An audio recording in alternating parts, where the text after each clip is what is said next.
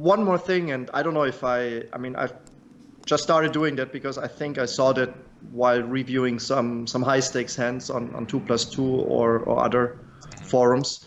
I'm open raising here pot from any position. Is this something that that is advisable for PLO? Because I mean, this is clearly different for Yeah. us at No Limit Hold'em, or what is like the general guideline? I would definitely advise going for pot every position and three betting to pot every position, right? Okay. And that's been the general sort of rule across stakes for quite some time.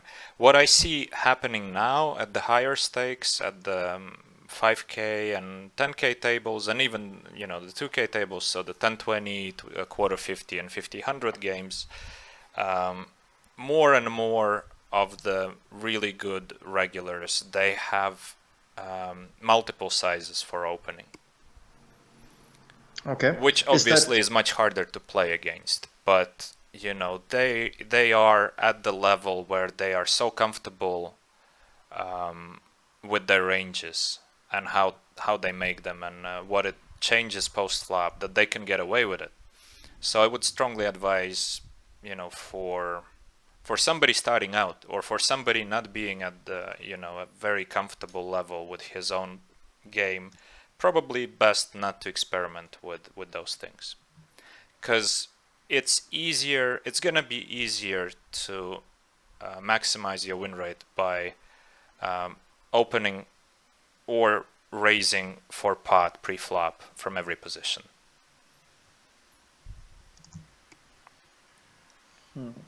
this is something that feels close to me? Because you have one But pair. yes, but I'm gonna jam it in because I Yeah. wanna deny equity. Okay. I don't know if this is correct or not. Anyway, what I wanted to ask, because of your answer of the two different sizings that you see at high stakes now, is this something that you see solvers do, or Well, how do people like make those ranges? How do you go about that? Do you have the same thing?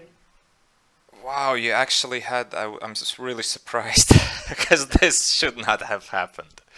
Because you actually were denying equity, and this guy shouldn't have called. And what the hell just happened? You should have just been punished badly for your one pair jam there. But okay, Okay. that's why we're playing the PLO 10 to have some funny hands like that.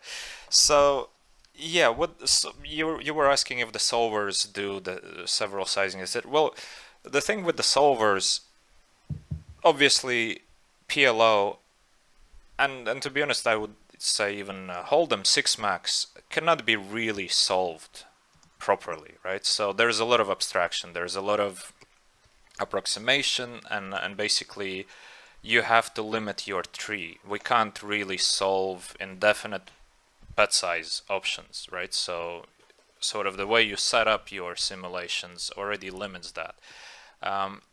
The win rates with the solvers, I would assume mostly are higher if you are opening for pot, but the difference is not that big.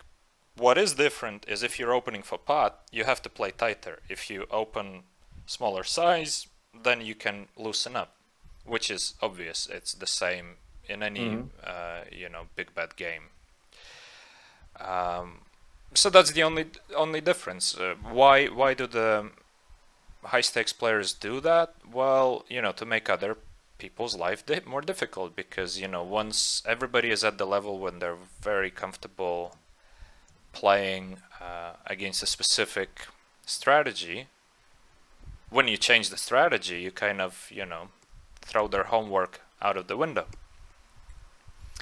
At least that's the plan. Okay, I understand. So it's something that high stakes players do in order to, yeah, make good adjustments, increase their EV, but nothing that you would advise for a beginner. No, because like I said, I think you maximize your win rate by just potting all the time pre-flop. And it's easier Okay. to play because obviously you have to play tighter.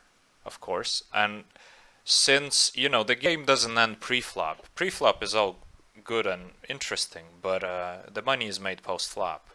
If you play loose, you're gonna see a lot of flops, a lot of turns, a lot of rivers, and if you're not very good at that, then you're probably gonna lose a lot. Way more than the solver would think that you would, because you're not gonna play like a solver.